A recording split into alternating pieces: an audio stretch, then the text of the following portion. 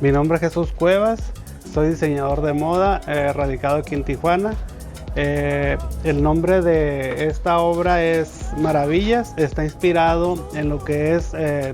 todo lo que se refiere aquí a Baja California, como son la parte de lo que es la Rumorosa, su venado cimarrón, lo que son los avistamientos de las ballenas, y pues claro está la parte esta de arriba que es el intenso sol de Mexicali, y en la parte de atrás podemos ver lo que son los valles de Guadalupe. Y pues más que nada, pues todo esto se ha inspirado, como les mencionaba, en lo que son todos los escenarios que nos brinda aquí Baja California.